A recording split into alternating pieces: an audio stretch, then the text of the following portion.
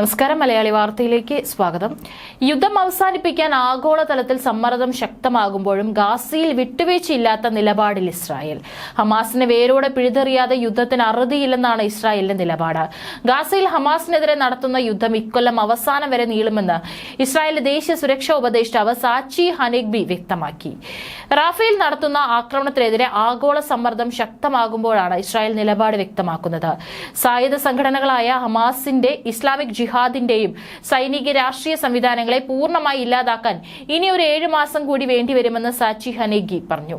ഇതിനിടെ രൂക്ഷയുദ്ധം നടക്കുന്ന റാഫേൽ ചൊവ്വാഴ്ച സ്ഫോടക വസ്തുക്കൾ പൊട്ടിത്തെറിച്ച് 3 ഇസ്രായേലി സൈനികർ മരിച്ചു എന്നുള്ള റിപ്പോർട്ടുകളും പുറത്തുവരുന്നുണ്ട്. എന്നാൽ ഇത് ആർക്കൊരുക്കിയ കെണിയാണെന്ന് വ്യക്തമല്ല. 3 പേർക്ക് പരിക്കേറ്റു. കെട്ടിടത്തിൽ ഹമാസ് സായുധ വിഭാഗമായ ഗസാം ബ്രിഗേഡ് ഒരുക്കിയ കെണിയിൽ കുടുങ്ങിയാണ് മരണമെന്നാണ് റിപ്പോർട്ടുകൾ. ഇവർ സഞ്ചരിച്ച സൈനിക വാഹനങ്ങൾക്ക് നേരെയും ആക്രമണമുണ്ടായതിനെ തുടർന്ന് ഇസ്രായേൽ സൈനികർ തൊട്ടുചേർന്ന കെട്ടിടത്തിൽ അഭയം തേടുകയായിരുന്നു. ഇവിടെ നേരത്തെ സ്ഥാപിച്ച ബോംബുകൾ പൊട്ടിത്തെറിച്ചാണ് കെട്ടിടം തകർന്ന് സൈനികർക്ക് മരണം സംഭവിച്ചിരിക്കുന്നത്.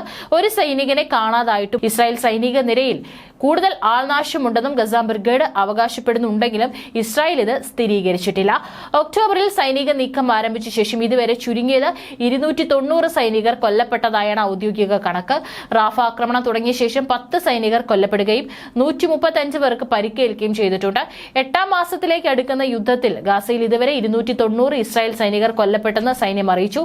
അതേസമയം റാഫയിലെ രൂക്ഷ യുദ്ധ പ്രവർത്തനം നിർത്താൻ തങ്ങളെ നിർബന്ധിതരാക്കിയെന്ന് സന്നദ്ധ സംഘടനയായ വേൾഡ് സെൻട്രൽ കിച്ചൺ അറിയിച്ചു. അഭയാർത്ഥി ക്യാമ്പുകളിൽ ഭക്ഷണം പാകം ചെയ്തെത്തിക്കുന്ന സംഘടനയാണിത്. ഗാസയിലേക്ക് സമുദ്രമാർഗം സഹായം എത്തിക്കാൻ US നിർമ്മിച്ച താൽക്കാലിക കടൽ പാലത്തിന് വൻ തിരയടിയേറ്റ് കേടുപാട് പറ്റിയിട്ടുണ്ട്. ഗാസയിലെ കൂട്ടക്കുരുതി തുടരുന്ന പശ്ചാത്തലത്തിൽ ഇസ്രായേലിലെ തങ്ങളുടെ സ്ഥാനാധിപതിയെ ബ്രസീൽ തിരിച്ചു വിളിച്ചു. റാഫേൽ അഭയാർത്ഥികളുടെ കൂട്ടക്കുരുതി നടത്തിയ ആക്രമണത്തിൽ ഇസ്രായേൽ ഉപയോഗിച്ചത് അമേരിക്ക നൽകിയ ബോംബുകളെന്നും വിദഗ്ധരെ ഉദ്ധരിച്ച് റിപ്പോർട്ടുകൾ പുറത്തുവന്നു. അമേരിക്കൻ നിർമ്മിത GBU-39 ബോംബുകളുടെ അവശിഷ്ടങ്ങൾ സംഭവ സ്ഥലത്ത് നിന്ന് കണ്ടെത്തിയതായി ന്യൂയോർക്ക് ടൈംസ് റിപ്പോർട്ട് ചെയ്തു. ആളഭയം കുറയ്ക്കുമെന്ന വിശദീകരണവുമായാണ് ഇസ്രായേലിന് ഈ ബോംബുകൾ കൈമാറിയതെങ്കിലും റാഫേലെ കുവൈത്തി അൽസലാം ക്യാമ്പ് 1-ൽ നിരപരാധികളായ 45 പേരാണ് കൂട്ടക്കുരുതിക്കിരയായത്. 240-ലേറെ പേർക്ക് പരിക്കേൽക്കുകയും ചെയ്തു. എന്നാൽ ലോകത്തെ നടുക്കി ക്യാമ്പുകളിൽ ബോംബ് വർഷിച്ച അഭയാർത്ഥികളെ കൂട്ടക്കൊല നടത്തിയ ഇസ്രായേൽ ക്രൂരതയെ ന്യായീകരിച്ച് US രംഗത്ത് വന്നു. ലക്ഷ്മണരേഖ കടക്കുന്നതൊന്നും റാഫേൽ ഇസ്രായേൽ ചെയ്തിട്ടില്ലെന്നും അതിനാൽ US നയത്തിൽ മാറ്റം വരുത്തേണ്ടതില്ലെന്നും വൈറ്റ് ഹൌസ് വക്താവ് ജോൺ കിർബി പറഞ്ഞു. സ്ഥിതി കൂടുതൽ സങ്കീർണമാക്കി റാഫ നഗരമധ്യത്തിൽ ഇസ്രായേൽ ടാങ്കുകൾ കടന്നു കയറുന്നതിന് പിന്നാലെയാണ് മാധ്യമ പ്രവർത്തകർക്ക് മുന്നിൽ ഇസ്രായേലിനെ ന്യായീകരിച്ച് കിർബി എത്തിയത്. ഗാസയിലെ ജനസാന്ദ്രത മേഖലകളിൽ ഇസ്രായേൽ കരസേന എത്തിയാൽ ആയുധങ്ങൾ വെട്ടിക്കുറയ്ക്കുമെന്ന് നേരത്തെ US പ്രസിഡന്റ് ബൈഡൻ പറഞ്ഞിരുന്നു.